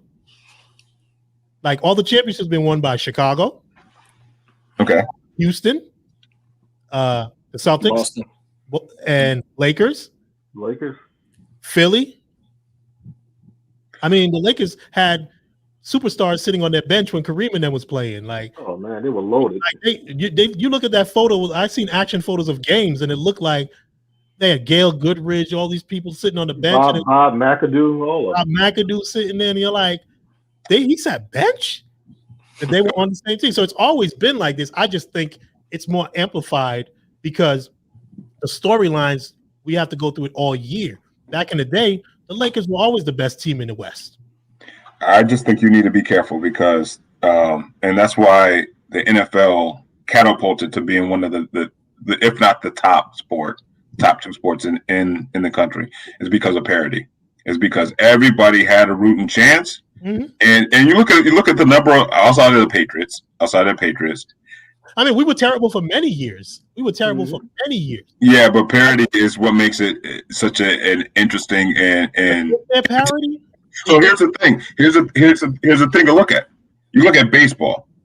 How many baseball games are you going to watch? Let's say that on TV right now, the St. Louis Cardinals and the Cubs come up and play. You going to watch that game? Two teams that you have no desire to root for. You going to watch it? Maybe if nothing else on. But and you look at the NBA. Not everybody's watching every single team play every single night. NFL is one of the few sports where you will tune in and watch two teams that you have no rooting interest in and still watch that game. Good point. I mean, and that's the risk that you run with the NBA. If you keep building these super teams, then people are going to be less likely to tune in on a Tuesday night to watch two teams. But in football, I'm not going to watch Jacksonville play Miami. I'm not going to watch Arizona play, let's say, the Chargers. I'm not going to watch the Buffalo Bills or the Monday Night Football. You would, huh? Monday Night Football, you may watch it. Thursday Night Football. That may speak to you as a football fan, though. No. What I'm saying is, what makes you watch the game is if the teams are good. Right, exactly. So you got 30 teams in the NBA, and you only got a handful of them that are truly good with all the star power. But in the NFL, the Patriots ran their division for years. The NFC, what is it, East, with the Redskins. It's always just been Philly and the Cowboys. Always been that way. And every once in a while, one of the other teams will pop up for a little bit. They'll go back into mediocrity. It's the same thing. It's just because we have these rivalries that we tune in, but theoretically, we know that the Eagles were terrible after Donovan McNabb left for a while. The Cowboys been horrible for years, but because of Tony Romo and Jerry Jones' marketing genius made them relevant. They've been a 500 team for the last decade and a half. In football, the 49ers were terrible for a while because it's the same thing. Once they get good players, then I'll tune in to watch because it's going to be a good game. So your question: these small market in the NFL, are they having a harder time signing free agents than you see in the NBA? No, because in the NFL, like we said, because of the way it's structured with the contracts, there's a finite amount of money to go around. So a lot of dudes will, like you see Reggie White and them sign with Green Bay. Why? Yeah, they had Brett Favre, but they had the cap room to sign him the money he wanted. So in the NFL, it's all about they'll go play places because they're only going to be there for a couple weeks out of the year. I'm gonna let everybody else talk. I just don't think it's good for the sport when you have stacked teams because there's really no reason for me to tune in. I love basketball, love watching basketball. I'd rather watch the drama of the Final Four than any average NBA regular season game. The Final Four, college basketball, the most stacked of all the teams and all the sports where they get to recruit the best players on their teams to play. That's not true. Hey, that's not true. That's less than. So this is the first time in 30 years that you haven't seen a team from North Carolina. Because what happened? Here's my thing. Because college basketball was on my my list about a conversation today. My thing with college basketball is the players have learned now. You don't have to go to North Carolina to make it to the league because back in the day, you go to the Big East playing with the Georgetown. Those are the teams that were the sexy teams that got you notoriety and got you some pub, got you some buzz so you can go to the league. Now, you could go to Gonzaga. You could go to North Dakota State. As long as you're good and you get some pub, now you don't have to. And they're learning. If I go to Kentucky, I'm one of 7 top-tier players. How much time can I get to develop? And you look at those teams, they're stacked. When Duke won all those championships, when North Carolina, they had recruiting class. They would say who had the best recruiting class is a stat. So their stat, they have the best players all concentrated on one team. If there's ever a situation where you say the teams are stacked, it's college basketball, college athletics, period. You get to recruit. If John Calipari comes to my house go to my brother D's house for my nephew in another 6 years, shout out to Big G doing his thing over there. We're going to get to that at the end of the show. Oh, they hurt somebody. But anyways. So LeBron didn't recruit Andre Drummond to the Lakers. Yes. He recruited. Yes, he did. And Aldridge was not recruited to the Nets. Yes. But it's been happening before they got to the NBA. The thing is, the guys in the past didn't think about it because they were under the assumption, the GM does that. But when you realize the GM is a bum and he's looking to save his job and he's Jerry Reinsdorf and breaks up the Bulls before Michael Jordan can finish his career because of money, then you start having to think like, yo, these dudes aren't here for basketball. They're here for business. You know what I'm saying? So college basketball is the stacked of all stacked.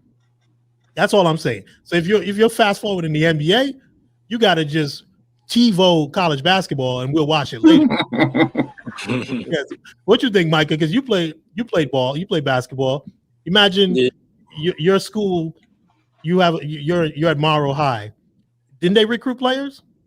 Oh yeah, but the problem, in the South is a lot of players move. Mm-hmm. For example, I had a friend. He moved to I believe Union Grove was the high school. Yeah, and he went to Georgia because he had more pub that way. Mm-hmm. And a lot of times, a lot of players are recruiting each other. Yeah, like I think about back with the Fab Five; those guys knew each other as kids. Yeah, and they decided we're going to go to Michigan, and everybody loved it. Mm-hmm. But now it's a bad thing. I guess it's because the nostalgia has worn off. You're like, oh, wait, we can't continually do this. But I'm telling you, when you play NBA 2K, like I do, when I get there, I'm like, let me go get this guy. But I ain't trying to watch you play video games on TV every night. I ain't trying to watch the NBA 2K game. That's what it is. It's video game on TV. Because now once you involve all the analytics and all that, what do you think is going to happen? If you're going to be judging guys based on the fact that they don't score this much, they don't do that, and you're telling them that their career isn't worth anything unless they win a championship, what do you think the outcome is going to be? These guys are going to be like, I'm not going to be talked about badly the rest of my career. Same thing that happened with Westbrook and Stephen A. Smith. He drops a triple-double, and Stephen A. Smith basically poo-poos it and says, so? He ain't won no championship. But you're like, wait a minute. I'm here to play basketball, and I'm playing it at a high level, and now you're telling me, basically, at the end of my career, I wasted my time. You know what I'm saying? So if I'm a player and I'm like, yo, I put my heart and soul into a team sport, I did my best and I tried to bring my players, and I just didn't have the best players around me to compete like any other team from any other era. Now you're telling me my career is worth nothing. All the stats I did mean nothing. When you're celebrating guys before me for the same thing. Oscar Robertson won one championship and we celebrated him. And Kareem won that championship because when Kareem left, he didn't win another. You know what I'm saying? So I'm just saying from that standpoint, it's like, this is what's going to happen inevitably. Once you start telling people their legacy is determined by something that they have no control over, they're going to try to take control of it. Right, Uncle B? Like, if somebody told you today that you weren't going to be a PhD because, you got good grades in high school, you got good grades at Southern University, the greatest college by the river, you know what I'm saying? Would you be like, no, I'm going to go to school, I'm going to go get my PhD, and I'm going to show you. You know what I'm saying? So you get into your own hands. That's all I'm saying. Once you start changing the narrative and you're telling people that their careers are worth nothing unless they do this, how else am I going to do it? I'm not going to depend on the GM to do it because I don't trust his judgment. He's going to pick players that he feels are good, but I can look at this dude and tell you he's terrible. Huh, Mike? But so you brought it back to me, so I was going to sit here, be quiet. What? I'm going to ask you the same question that I've said a few times now. So Ford Motor Product, what does Ford create? What do they make? They make cars, right? Mhm. What's the NBA in sports? What is their product? What do they produce? They produce entertainment. Entertainment. It isn't about. So these are two very different topics. We're talking. So I agree that the players have the right to go wherever they want, and I absolutely agree with you because they make so much money. The only thing that motivates them now, if they've got all the money that they're ever going to need, and they have generational wealth, Mhm. then they're going to chase championships. I get all of that, but for the end user, the fan, Mhm. is that good for the sport? Is it good for entertainment? That's my question. That's my point. I mean, it's always been this way though. Like I don't remember. Like I watched basketball.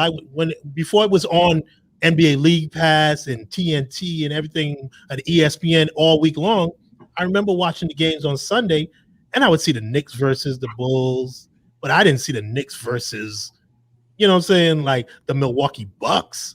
Like, you know what I'm saying? It hasn't always been that way because there hasn't been the ability to build super teams outside of free agency. It wasn't until free agency has always been there. It's just the players' mentality because nobody defined their careers by championship up until when Jordan started winning championships. And I'm gonna be honest, they started that with Michael Jordan. Because once he came in the league and started just running through everybody and running through Larry Bird and scoring all these points, everybody was like, wait a minute, is he really better than Larry? Is he really better than Magic? And then they started this whole thing. No, he ain't. Magic has 3 championships, 4 championships. Larry Bird has this. It started with Jordan. I'm going to give him that. Because before that, nobody got criticized like that. Jordan was the first one who got criticized for not winning championships because he was so good individually. And then from that became the narrative for everybody. So once you start scoring points and being good, the first thing they do is it don't mean nothing until he win the championship, which you didn't control. Michael Jordan didn't control the fact that Xavier McDaniel was his small forward when he played with the Bucks. And who was the center? Dave Corzine? Dave Corzine. yeah, but Dave Corzine. Charles Oakley was the power forward, and Charles Oakley could only shoot 12 feet and in. We'll go back to a point that I was making. Go ahead, make that the last show is that back then there wasn't the money going around, so you didn't have these superstars joining each other trying to make that paper because you wasn't having 3 players on the team making max money. That's true, and I agree with you that, and that's why I said like times they are changing, so we have to adjust to it. Like if the money's changing, the mentality is going to have to change as well. You can't keep it the same. Right. I'm looking at it like, yeah, the guys are going to play different. They're going to say, I'm worried about my legacy because I'm making money now, but I'm going to want to be in a better situation. I mean, if I was a GM, the Lakers seem to be able to do it. The Celtics could do it back in the day and get all these stars on their teams. Why? Because they could convince them that if you come here and take less, you're going to win a championship. Nowadays, the players just don't trust the people who are in charge because they're like, when you hear the credentials, that's why there's only a few GMs in this league that people actually respect and say, I trust his judgment because they've seen them build and recruit players. Because you have GMs who just pick who the big talent is, and you're like, what is your vision for this team? You got a bunch of individuals who you think just have individual talent, but how is this going to grow the team? What is their vision for the team going forward? That's all I'm saying, Mike. I'm not saying I'm with you. I don't want a bunch of super teams and no competition, but that goes back to competition, definitely. Yeah, you got to go back to the teams themselves too. You got to be like, what demands are you putting on your players to get better? Because the teams that are winning, their players get better, and then they attract better players who are like, I don't want to play with these bums in Sacramento. Mm-hmm. Because Sacramento is terrible, but for a while people were going. Chris Webber was there, and they were good. Once you had talent that could grow and get better, that's all. I'm saying, Micah, you agree with me, right? Say you do. Yeah. Hey. I think I understand what Mike is saying. It's like it's the buyout in bulk. Too many players on one team, you end up with teams like Houston. Like I tried to watch them the other day. It was hard to look at. It's just John Wall. Yeah. And it's just a result of buyouts. And that's my thing going forward, like brought to my point. Who's demanding that these players get better? Like you were top players to get to the NBA. You had to be top players. Now all of a sudden, you can't play. Like the offense is just shooting threes. Like Yeah. I mean, that goes back to the team. If that's your philosophy, you're not encouraging. You're playing with the analytics, which is telling players you can only do this and this. They're good. That the player's going to suffer. Yeah. We loved back in the day because guys scored from every point on the court. It didn't matter if you gave me a mid range, I'm taking it. You give me a three, I'm taking it. I'm going to the basket. Now the analytics has changed it where I'm only taking shots from here. So the game is by itself. They ruined it to themselves. So now the players are just following in suit. Like, okay, everybody's shooting threes. My team wants me to shoot threes. I got to shoot threes now, or else I'm not going to be in the league anymore because people are going to be like, he can't shoot threes. They said that about DeMar DeRozan. He's still dropping 20-something a game. But they're like, good mid-range game. Yeah, but 2 counts just as much as 3. Not as much, you know what I mean. Like, but if he scores, he hits 8 2-point buckets. He's got 16 points, gets to the foul line. He's got 24 points. But somehow the guy who scores 24 points shooting 17 threes and making 6 of them is seen as a better player. Like, I just don't get it. Like, you created this monster and now you're mad that the players are learning to live with this monster and figuring out ways to be successful in this monster. And now we don't want super teams. So let me ask you a question. And then I promise I'm going to shut up. Promise I'm shut up after this. Is Giannis ever going to win a championship in Milwaukee? Who said that? Giannis. Is he ever going to win a championship in Milwaukee? Or is he going to have to leave to go win? The thing with Giannis, it's Milwaukee, bro. My wife is from Milwaukee. She ain't been back. She left in 99. That's what I'm saying. That man could very much want to bring a championship to Milwaukee. And he's never He's not going to win because I don't think he needs to be the best player on your team. Yeah, he needs to expand his game also. Right, that's what I'm saying. He can't be the best player. Okay, he'll never do it alone. He'll never do it alone. True. He'll never do it alone.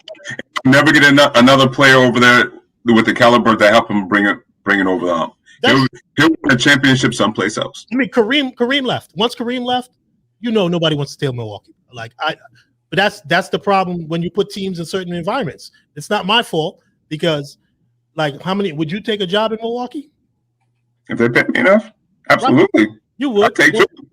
You take 2. I would too, but they pay me well. But in basketball, they all pay well. And if Milwaukee and Miami's offering me jobs with the same pay, or the same thing to you, if your company says, Mike, we have two job openings, you could transfer here to Milwaukee or Miami. Miami might maybe $20,000 less. Florida don't have a state tax, so I'm going to Florida. You see what I mean? But my point is still, it's still these small market teams, and God bless them. But oh yeah, I get if you're a fan of one of those teams, then you are just destined to be in the same place that you've always been, unless you're lucky like me, and you get Draymond Green messing up the finals, and I finally get to see my Cavs win a championship. Unless that happens, I mean, if it wasn't for LeBron, you would never have that. And if it wasn't for the fact that he went to play for a super team and learned how to build camaraderie and do all those things from Pat Riley, you would have never had that in Nah. Until with LeBron, only ended up with 1 championship. It happened twice. Right. If Kyrie didn't get hurt, you know what I'm saying? You might have had more. Kyrie didn't want to be there. He didn't want to be there either. He just wanted to finish out his contract. That's all it was. That's all it was. All right, fellas, we're at the with a 15-minute mark in 2 hours. We're at 1 hour and 45 minutes. Great conversation. We're going to be wrapping it up in a minute. But before we go, got a little segment for you. Just hold on tight.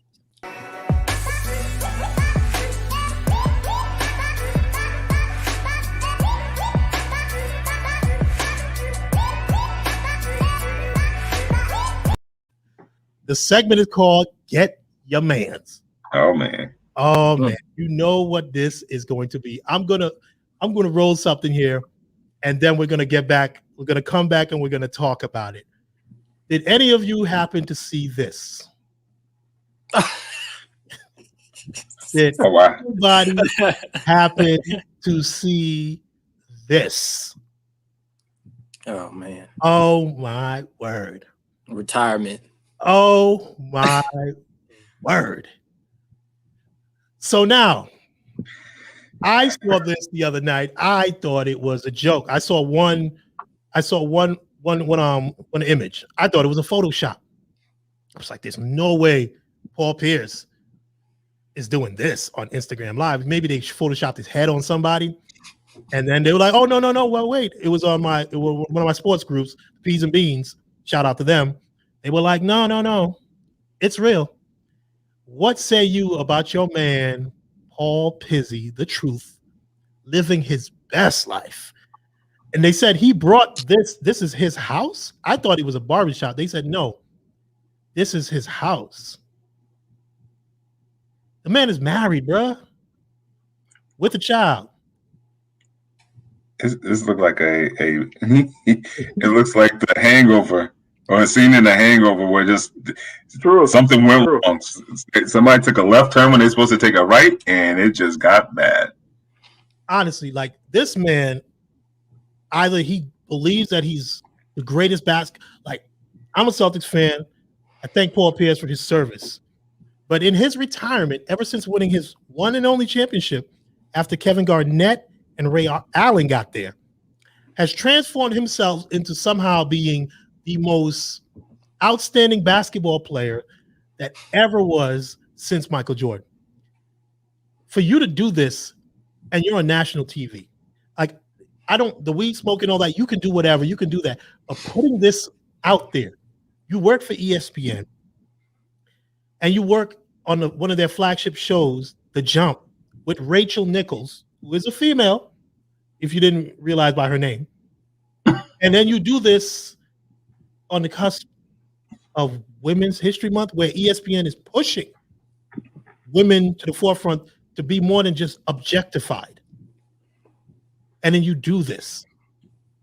Do you think Paul Pierce will have a job on Monday? When did this come out? Yesterday. When did it happen? Yesterday. It was last night, or or maybe the night before, I believe. I think it was Friday night. Mm-hmm. Friday night it happened. He's on Instagram Live showing this off. It wasn't like somebody took photos and then put it up. He put it up. And then I think his tweets was this morning was like, he had like a meme of somebody going, like, dude, you smoking way too much weed, bro. Like, also, he just looks like he's going through stuff, man. Like, yeah, he doesn't look like, you see a lot of, you look at Shannon Sharp, you look at Richard Jefferson, all these dudes on TV after retirement, they look like they're getting into a new groove in life. Paul Pierce just looks like, even KG, you look at KG and you're like, KG look like he can still play ball. Paul Pierce, you look at Paul Pierce and you're like, bruh. Like, what's he doing, bro? Like, I just have to bring this out because I can't, bro. Like, you a married man and you messing up the money. Like,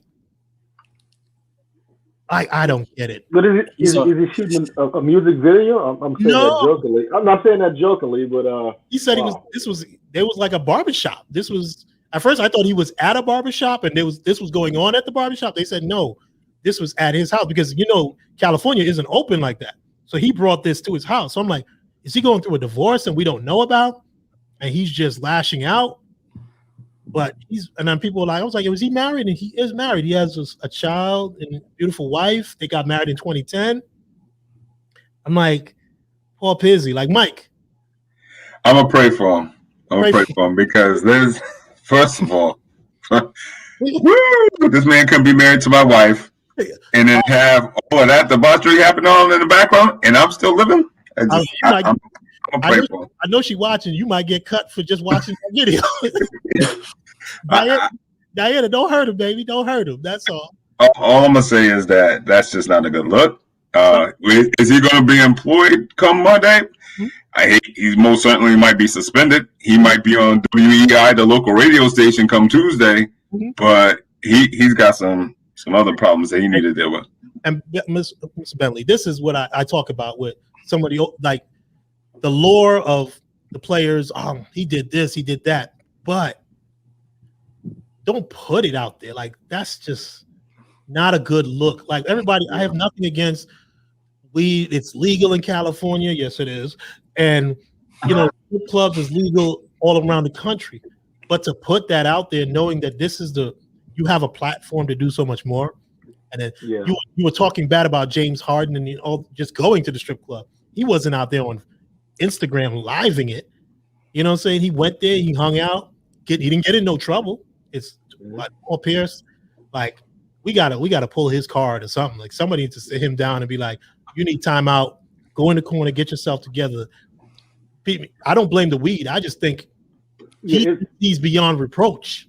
Yeah, I think you hit the nail on the head. There may be some underlying issues going on that we don't know about. I mean, you know, you married with kids, you have to make better decisions, right? You know, you brought up asked the question, well, will he still be employed? And I agree with Mike, maybe, or if not, you know, heavy suspension. But you know, something is going on. Okay. What about you, Michael? Like on your Friday nights when the club pops up in your house. But that's the thing.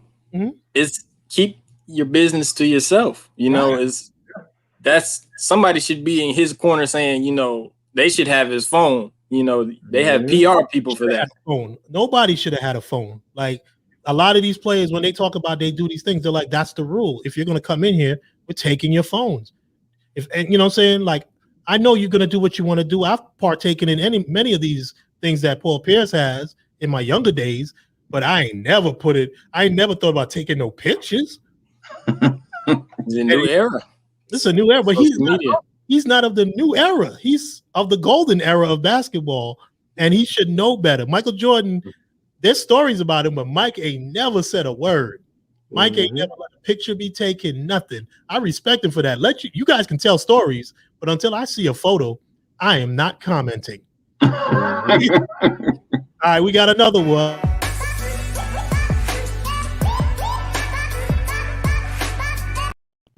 So did you happen to see this one between the Easy Money Sniper and your boy Michael Rappaport, a.k.a. the man who runs the Shame Game? I follow Michael Rappaport because I find him hilarious. And I know he does this. He legitimately does this. It's not something new where he's like, oh, I'm going to out Kevin Durant. He does this to people all the time who DM him. And like a lot of it started with all the Trump supporters and, you know, the politics going on the last 4 or 5 years. He would have people saying really racist and, you know, making threats to him. And he was like, he has a segment he does called the Shame Game, where he says, you think you can put it in my DM and I'll keep it quiet? No, I will out you. He says that. So if you interact with Michael Rappaport in the DMs and you get aggressive and you say something out of pocket, he's letting you know, I have no shame in putting you out there.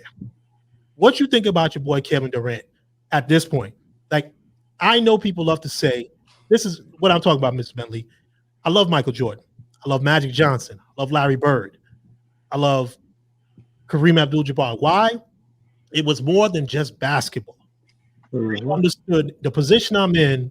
I'm the CEO of the team on the court, not of the team overall, the team on the court. There's a responsibility thrust upon me that I have to carry myself a certain way. I have to accept certain things. If you want to be the star and you want to make $30 million, normally that was part of the deal. Nowadays, like Mike says, everybody makes money. So it's all based on stats. Back in the day, you only got that big contract if you were willing to accept the leadership role. Kevin Durant is out here thugging it in Michael Rappaport's DMs.